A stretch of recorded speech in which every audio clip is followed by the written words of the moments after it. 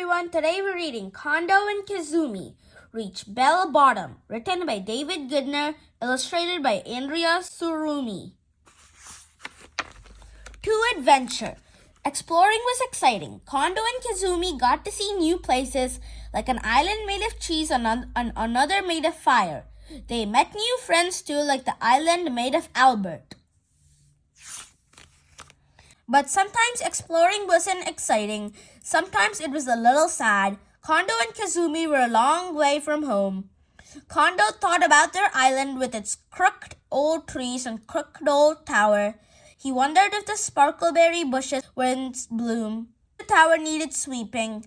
KEZUMI thought about home too, as she searched the clouds for fluffy bunnies and flutter birds. The sea was calm. A gentle breeze blew. Their boat rocked slowly up and down and over the waves. It was a good day for thinking. What are you thinking about? KEZUMI asked. Kondo thought before he answered. Cleaning. What are you thinking about? Clouds. That one looks like a flutterbird, and that one looks like the fluffy bunny who lives under the sizzle-nut tree. Their sails suddenly fluttered. The breeze puffed into a strong, steady wind. KEZUMI smiled. 2 adventures, she cried as she gripped the tiller. Kondo flipped over the map. Which one is adventure? I thought we were going to Spaghetti Island. KEZUMI sighed. We are going to Spaghetti Island, and when we get there, we're going to have an adventure. I hope we have spaghetti. I'm tired of coconuts, said Kondo. KEZUMI was tired of coconuts too. Kondo had eaten the last of the dried sparkleberries and the last of the speckle nuts. KEZUMI didn't say that though. She said we should get to Spaghetti Island tonight or tomorrow morning. To spaghetti. Bloop, their boat jerked. Finally, Kondo said. I miss ground. I miss adventure, KEZUMI said. But bloop, the boat shifted against the waves, against the wind. What was that? Kondo asked. Adventure, KEZUMI replied. She looked out toward the bloops. She didn't see anything bloopy. Adventure is bumpy. Kondo grabbed the mast. I thought we had hit land. But bloop, the boat lurched and the sail rippled. Adventure is dragging us off course, KEZUMI said. She saw something. Kondo, look! Of course, Kondo huffed. What about Spaghetti Island? Kondo, look! Kondo looked. There were sea jumpers, lots and lots of sea jumpers. There were so many sea jumpers that they made a powerful path through the water. It pulled Kondo and KEZUMI out to the deep ocean. They were dragged left and right and left again. Farther and farther they twirled, of course. Why are they swimming so deep? KEZUMI wondered. Where could they be going? Probably to lunch, Kondo groused, with their boat shaking so much he couldn't even chop open a coconut.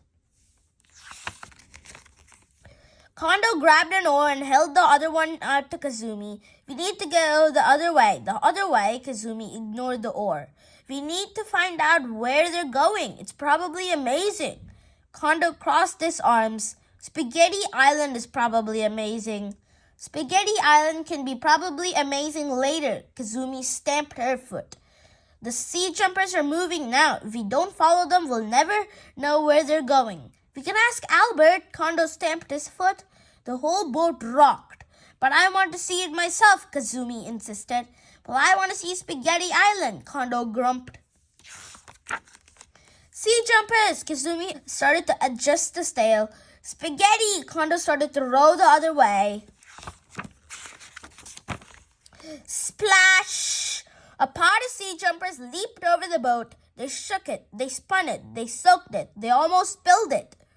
By the time Kondo and KEZUMI got the boat under control, the sea jumpers were far away. Phew, KEZUMI said. Are you okay? I lost my coconut, Kondo answered. The trail of sea jumpers disappeared in the distance. I lost my adventure, KEZUMI said. To something else. The way back to the Spaghetti Island was twisty and slippery. KEZUMI did her best to steer them on course. Kondo did his best to keep them there. Watch out, Kondo said. There's something in the way. It was a big something. It was a strange something. They sailed closer.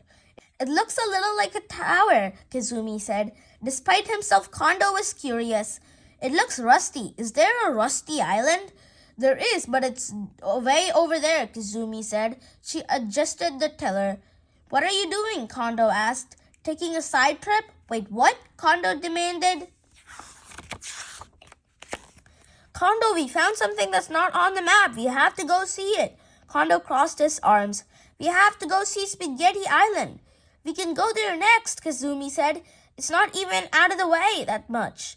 It's not spaghetti, Kondo could glare.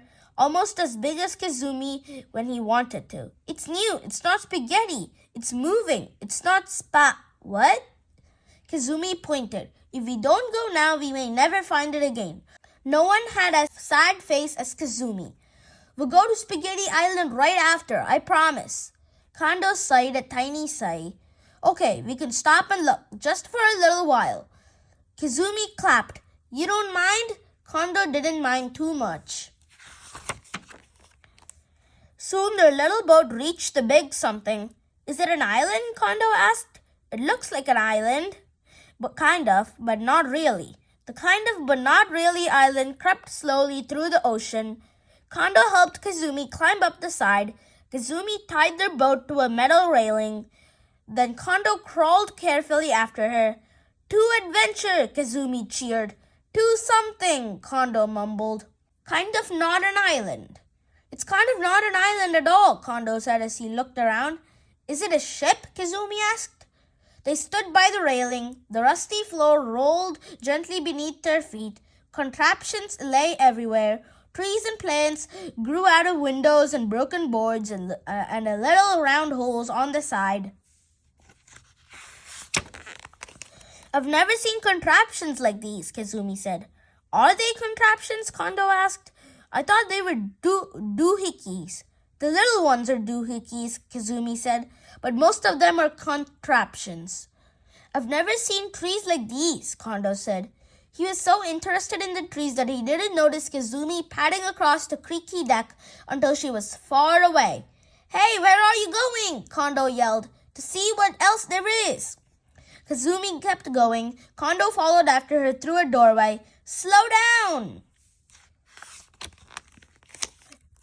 The inside of Kind of Not an Island was dark. Specks of light fluttered through the dirty windows. Strange shapes cast scary shadows. Kondo worried it was full of monsters.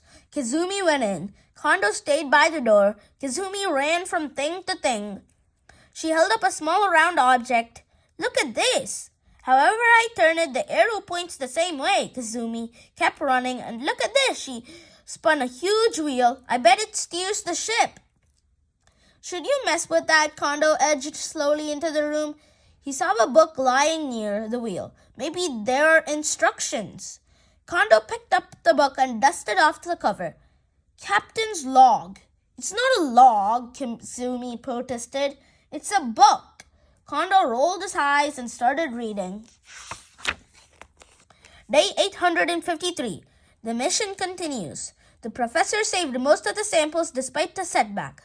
We will gather more. Someday soon we will understand the secrets of this place. Hey, Kazumi, I think there were explorers like us. Kazumi's voice came from down a hatch. So this is a boat. Where did you go? Kondo looked down the dark hatch. There's more stuff down here, Kazumi called. It looks scary. The monsters could be there. Kondo, Kazumi sighed. Cautiously, Kondo went down the stairs. If there are monsters, I'm going to be very upset. To Bell's bottom. There were no monsters, but there were more contraptions. Kazumi climbed and crawled and poked around everything. Look at all this stuff. Isn't it amazing? Amazing, Kondo echoed. But Kondo wasn't watching Kazumi. He was reading the book. Day 967. Bell's bottom damaged the hull. Its danger cannot be underestimated. The professor designed a warning system so it will not happen again. That sounds scary, Kondo said. I think I found it, Kazumi called out. She was looking down another hatch. Dim blue light glowed from the chamber beyond. Inside was a bell-shaped container with a glass bottom floor. The glass had a huge crack that somebody had fixed. Found what? Kondo said as he edged closer. Bell's bottom. What kind of bell is that? Kondo asked. It doesn't look like it would ring. KEZUMI slid down the ladder to get a closer look. Kondo didn't even bother to say, be careful. He just followed after her. Colorful sea creatures swam through bright corals glowing beneath the glass. KEZUMI looked up at Kondo. Someday we should go under there, below the bell's bottom. Kondo was entranced. He barely noticed when KEZUMI left. A sea jumper shot through the water. A sea sinker sank past the glass. A sea spinner spun around the window. Then the sea coral started to creep away. Kondo watched as 100 little feet scurried across the glass bottom. Through the wiggling of 1,000 tiny tentacles, Kondo saw a single eye. The eye saw Kondo too. It winked. Kondo winked back. Even if we visit every island there is to visit, Kondo marveled, we'll never see all there is to see. The last word. KEZUMI kept looking. Kondo kept reading. Day 2006. The professor has left. Or I suppose I have left the professor. She doesn't understand our mission. She wants to study a single island rather than conduct a full survey. Fine then, I will continue without her. The professor sounds annoying, Kondo thought. If you make a plan, you should stick to it. Then Kondo thought of KEZUMI. Where is she now? He found her on the deck with a pile of stuff. Are you ready to go? She asked. Kondo threw his hands in the air. That's not going to fit in the boat. Before KEZUMI could groan, her stomach did. Why don't you pick one thing and I'll make lunch, Kondo said. KEZUMI looked at her pile and at the boat. The pile was bigger than the boat. Okay, she said. Kondo cooked while KEZUMI tried to pick her favorite thing. Are you ready for lunch? Kondo called out. I guess so. KEZUMI wished they had a bigger boat. Day 2099. I regret leaving the professor, but I have seen many things, but I have no one to share them with. I fear I will never complete this adventure on my own. Yet, what else can I do? I hope someone will find our research and use our tools someday. That's so sad, KEZUMI said. Yeah, Kondo agreed. We should go. To adventure, KEZUMI cried. To Spaghetti Island, Kondo grunted.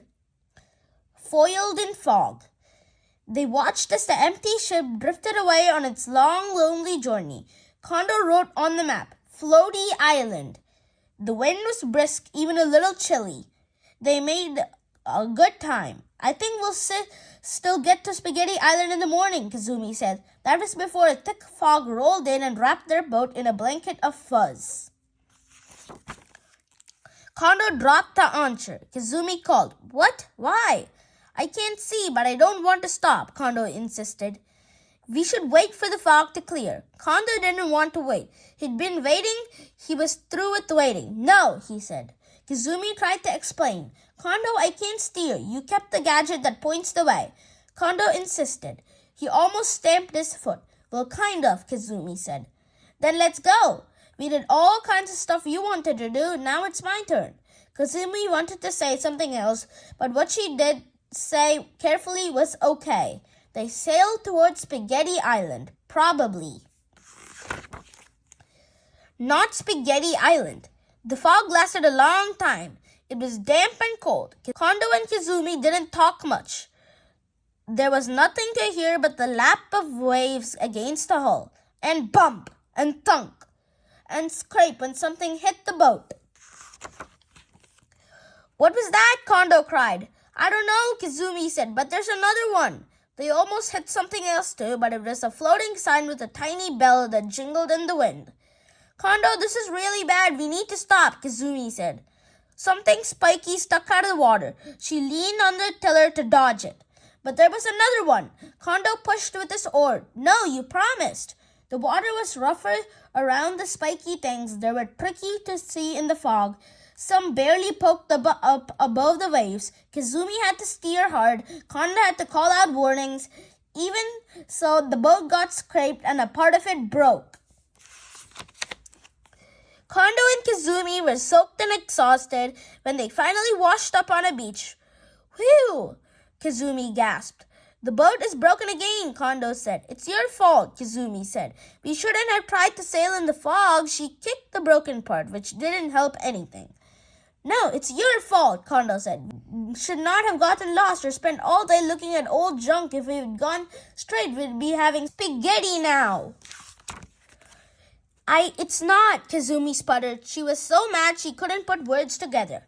That's not right. You're not right, Kondo said. And even though he knew it wasn't true, he said, You're never right. Then he stormed off down the beach. And even though she knew it wasn't true, Kizumi said, I should have gone without you. Then she stormed the beach the other way. Kizumi can't fix it. Kizumi stomped so hard her footprints were almost as deep as Kondo's. She grumbled the whole way. I told him to wait. I told him. I can't see. He never pays attention. Bang! Since she wasn't paying attention, she walked right into a post. Ouch! She kicked it. Ouch! The post was connected to a construction or maybe a contraption. Kizumi exploded, briefly forgetting how mad she was or how much her toe hurt. It was a tower made of metal, and it was one of the best kinds of things, one that needed fixing. There was an old dented ladder and an old cracked roof that had almost fallen in, and there was a big round thing down at the bottom. Kizumi suspected it belonged at the top of the tower. There were broken ropes and rusty brackets. She tapped on it. It went ping. She hit it harder. It went bong. She hit it with a rock, and it went bong. It's a bell, Kizumi explained. I wonder why it's here. But mostly she wondered if she could fix it. She climbed up and down looking for what was broken and how to fix it. Some pieces had fallen off. She put them back. Others had worn away where she made new ones with wood and rope. But one part she couldn't fix. No matter how hard she tried, the bell was just too heavy. I bet Kondo could do it, she thought. Kondo does what he does best. Kondo huffed and grumbled as he walked around the beach. This is all Kizumi's fault. He trudged and rumbled right into the door of a metal hut. Ouch, cried Kondo. He wanted to kick the door, but he didn't. Instead, he knocked. The door creaked open. Hello, Kondo said. Hello, a voice answered.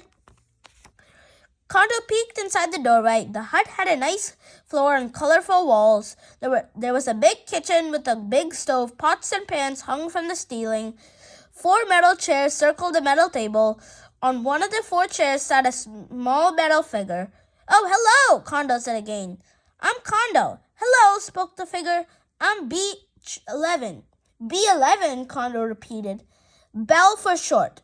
Bell, said Kondo, surprised. Have you ever seen Bell's bottom? Of course I have, said Bell. It's right over there. Bell pointed toward the other end of the island. The end of the island where Kizumi was. It's my job to ring the bell in Bell's bottom in the fog and in the dark, said Bell. Except it is broken. Kondo is confused. I'm confused. About what? Asked Bell. Everything. Kondo sighed a sad sigh. Then he told Bell about Kizumi and the map and their adventures in Floaty Island with its bell bottom and Spaghetti Island and the fog and the wreck. That is confusing, Bell admitted, and sad. Kondo's eyes were swelled with tears. He was sad and mad and hungry. I wish I could cry, Bell said. It is lonely here without a bell to ring in the fog and in the dark and even in the day just for fun. Kondo wiped a tear from his eye. Something rang in his mind. Bell, he said, I have an idea. Before Bell could say another word, Kondo cracked open a coconut and started to cook. Together. Kizumi missed Kondo even though she was still mad at him. She missed him so much she could almost smell his cooking. She tried to pull the bell one more time as hard as she could. It barely maybe lifted up, but then the rope slipped out of her hands and it fell back down. Oh, Kizumi wanted to kick the bell. Instead, she sat in the sand and very deliberately did not cry. A breeze started to blow away the frog, and it carried a scent. Coconuts, roasted coconuts. It was Kondo's cooking. Kizumi stood up and dusted herself off. There was something more important that needed fixing. Kondo flipped the coconuts and added fruit slices. His heart flipped and stirred, thinking about KEZUMI. She was probably lonely too, and it wasn't really her fault that they weren't on Spaghetti Island, and it was really kind of his fault. Belle helped Kondo mix everything into one big bowl. Ready? Asked Kondo. For what? Asked Belle. To go to Belle's bottom, Kondo said. He pointed to the end of the island. The fog was lifting. Way down on the other side of the island, Kondo could see a tower. Way closer, Kondo could see KEZUMI. Belle saw her too. Go, Belle said. Go see your friend. Kondo ran toward KEZUMI, carefully not to spill. KEZUMI hurried toward Kondo, carefully not to fall. Hi, Kondo. KEZUMI was dusty and dirty and had skinny. Hi, KEZUMI. Kondo held a bowl of roasted coconut chips and fresh fruit slices. Is that food? KEZUMI asked. Kondo nodded. Is that food for me? She asked. Some of it is. I was really mad at you, KEZUMI said, but I also missed you. I was pretty mad at you too, Kondo said. You did some things I didn't like, but some of them weren't your fault, and I missed you too. How do we not be mad? KEZUMI asked. I don't know, Kondo said. He handed KEZUMI a fork. These are really good, KEZUMI said. I found that fruit on Floaty Island, Kondo said. I don't want to be like the captain without my friend or Belle without my bell. Maybe sometimes we make each other mad, like sometimes we get lost in the fog and we can't change that, but we can change what we do about it. KEZUMI finished. We can, Kondo said. He ate some berries. I'm so glad we found something besides coconuts to eat, even if it's not spaghetti. We could still go find Spaghetti Island, KEZUMI said, but we need to fix the boat. And there's one other thing I'd like to fix if you'll help me. Kondo knew better than to ask KEZUMI to leave something unfixed, and once she showed him what it was, he knew that they needed to fix it. The bell is to warn boats about the reef, Kondo said. This is the real Belle's bottom, but we didn't pay attention. I didn't pay attention. KEZUMI patted him on the knee. It's okay, we only got banged up a little bit. Then you made dinner, and I made a new friend, said Kondo. You did, Belle chimed in. Bong, bong.